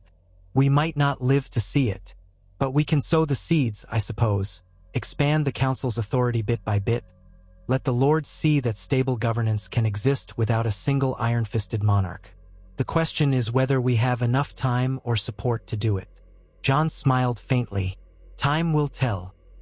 He paused, then added with a note of rueful acceptance, "And in the meantime, we may still be pressed about heirs. If we never have them, the lords might eventually push for a new arrangement anyway." A short, pensive silence followed. Gendry took another sip of ale, gazing at the flickering shadows.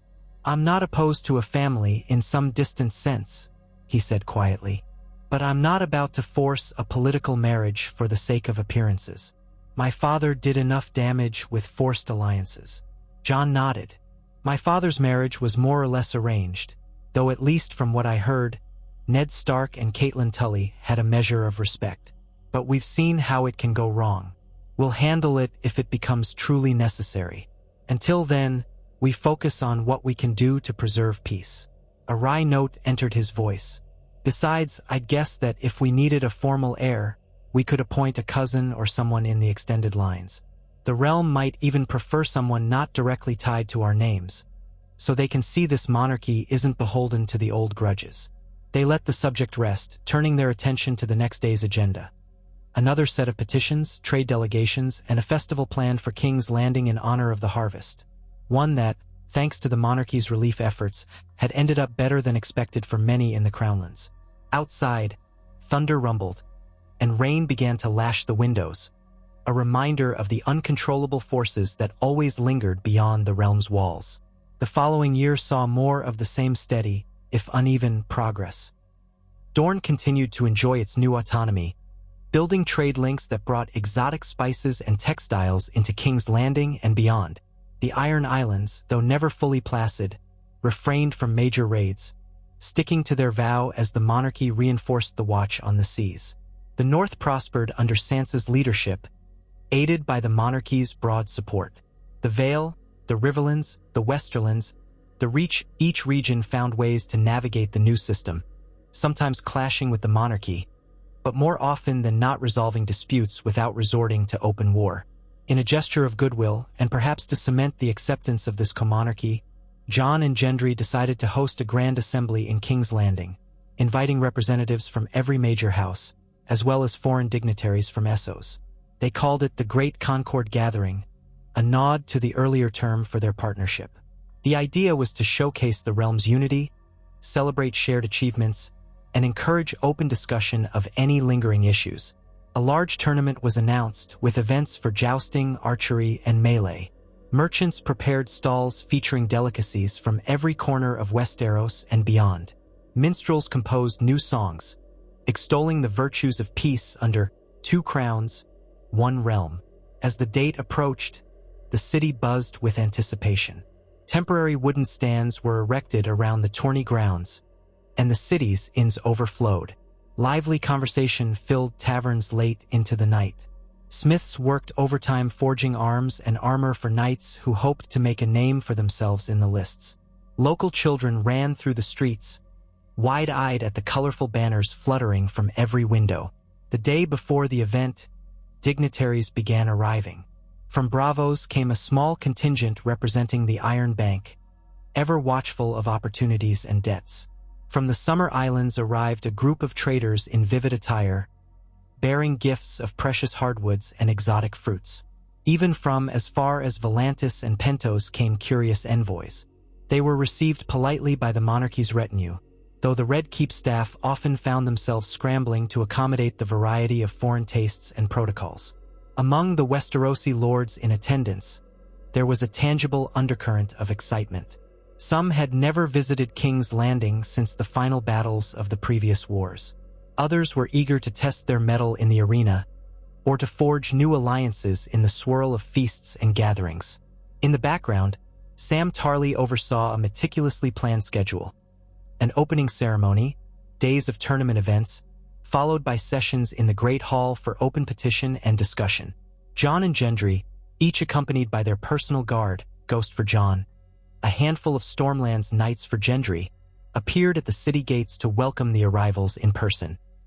When the morning of the opening ceremony arrived, sunlight streamed across King's Landing in a surprisingly clear sky. The crisp air carried the scent of fresh bread, horse manure, and the brine of the nearby sea. Banners of the comonarchy, sporting the direwolf and stag in unison, fluttered atop the Red Keep's walls, alongside the flags of the major houses. Crowds thronged the streets to watch the lords and ladies, knights and envoys pass by. Children perched on barrels or clung to lampposts for a better view. The ceremony itself took place in a large courtyard in front of the Red Keep, where a hastily constructed platform allowed the co-rulers and their principal guests to stand before the assembled masses. Jon wore a simpler version of the regalia, dark clothing with subtle accents of Targaryen red and Stark gray, while Gendry wore Baratheon black and gold with just a hint of the Stark gray in the trim. Both men carried themselves with the calm composure gleaned from years of shared rule. They spoke of unity and the realm's bright future, acknowledging the hardships that had come but emphasizing the progress. Applause rippled through the crowd, some of it heartfelt, some likely polite, but there was an undeniable sense of possibility in the air. After the formal welcome, the festivities commenced. The jousting lists were set near the edge of the city, where stands rose in a wide circle. Trumpets blared, and the gathered lords donned their house colors to cheer their champions. Knights from across the 7 kingdoms competed, eager to earn renown.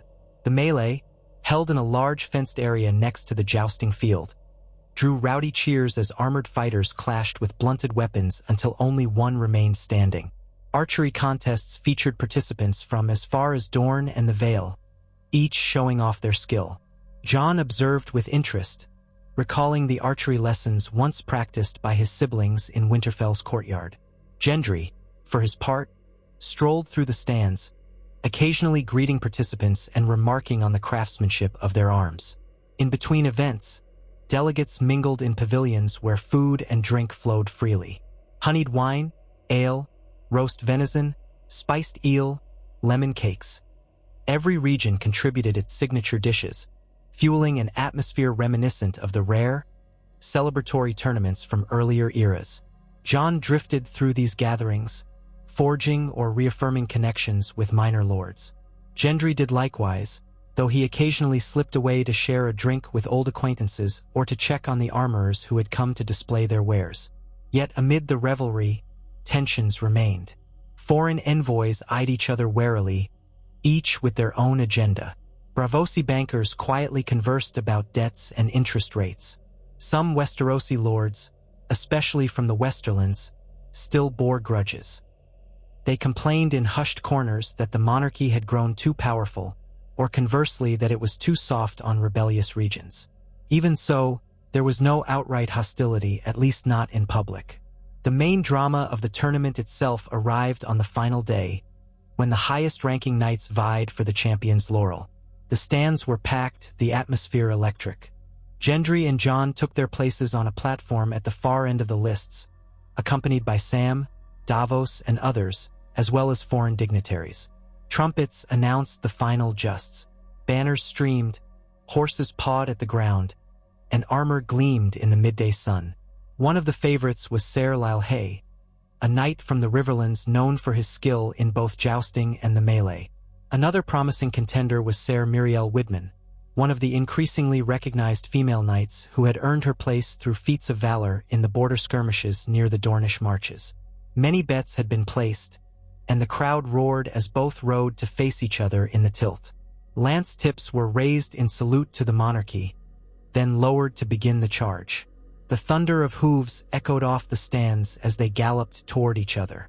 Ser Mirielle's lance struck true, unhorsing Ser Lyle in the second tilt and sending him crashing into the dust.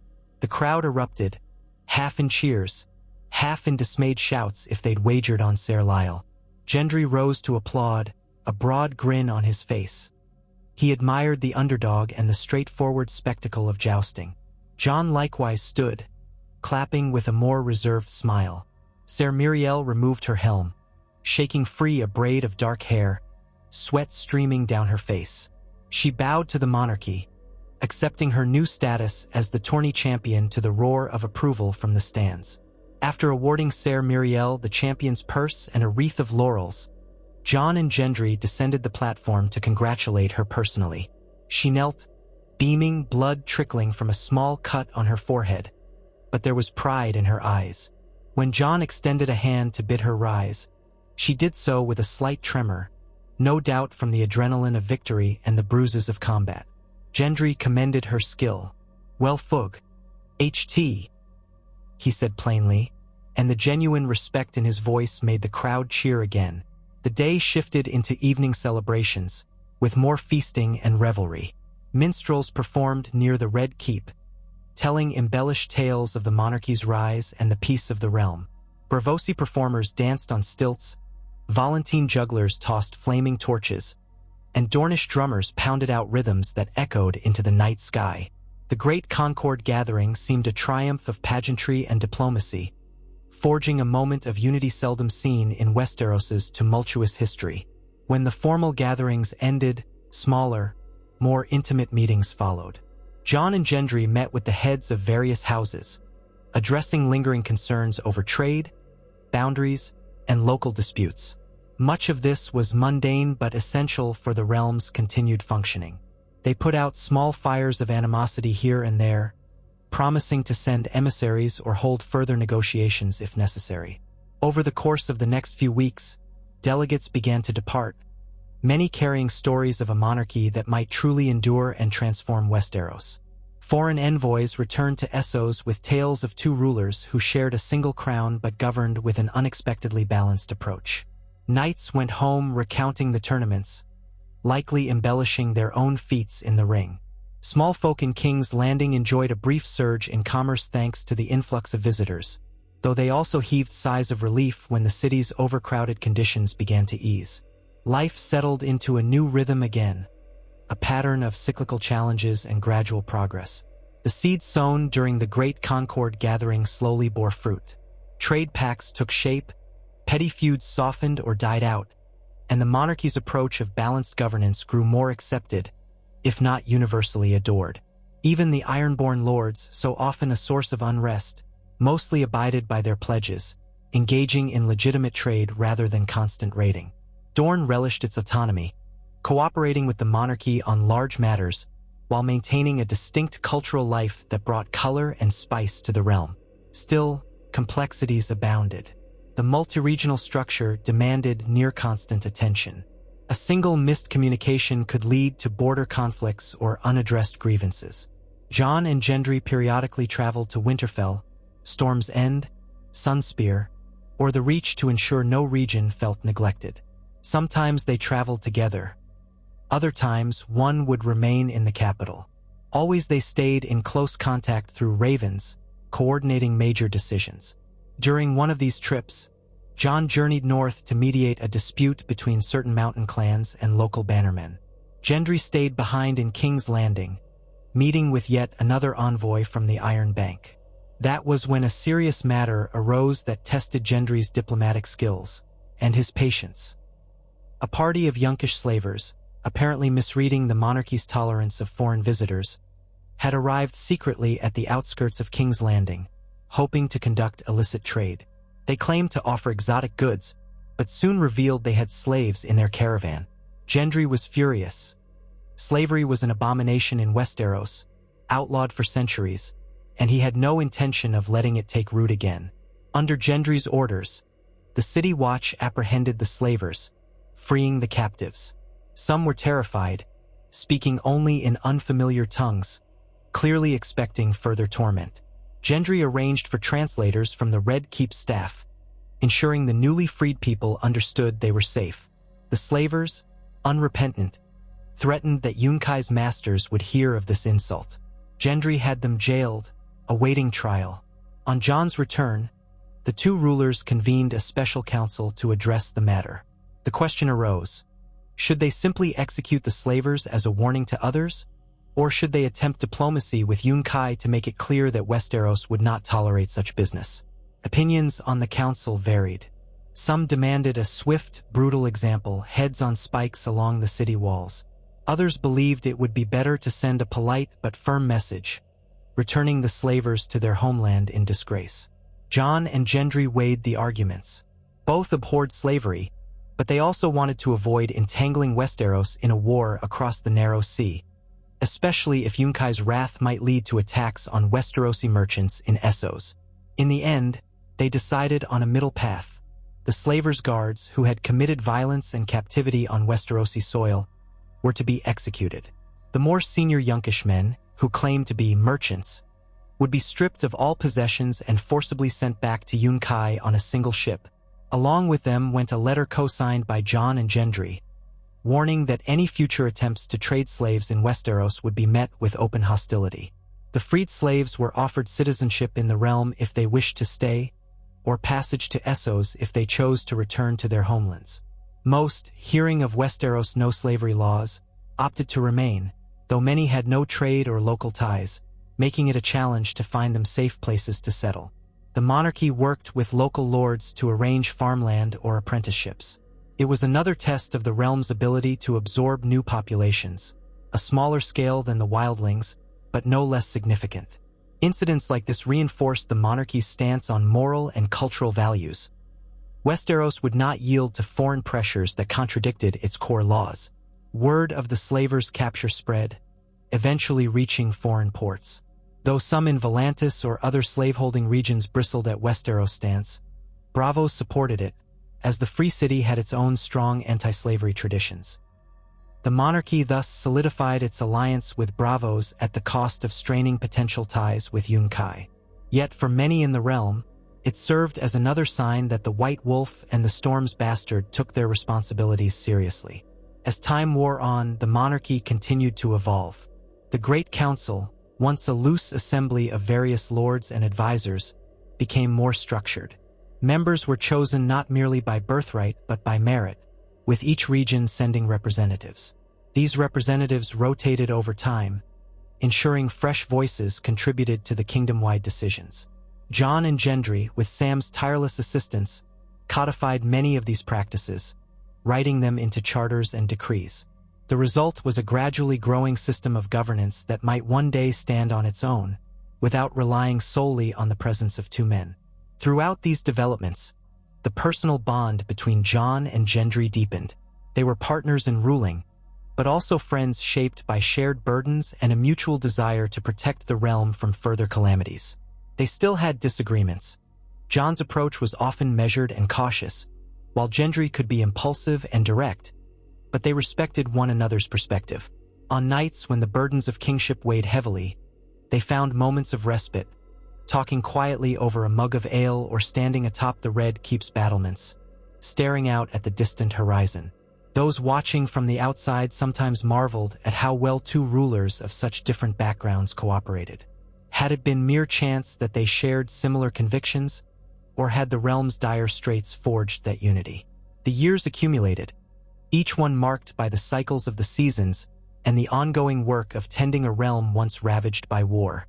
New fortifications rose where old ones had been destroyed. Farmlands flourished in the Reach and the Riverlands, thanks in part to shared knowledge and collaborative irrigation projects championed by local lords. The North remained resilient, guided in part by Sansa and by the monarchy's unceasing respect for northern autonomy.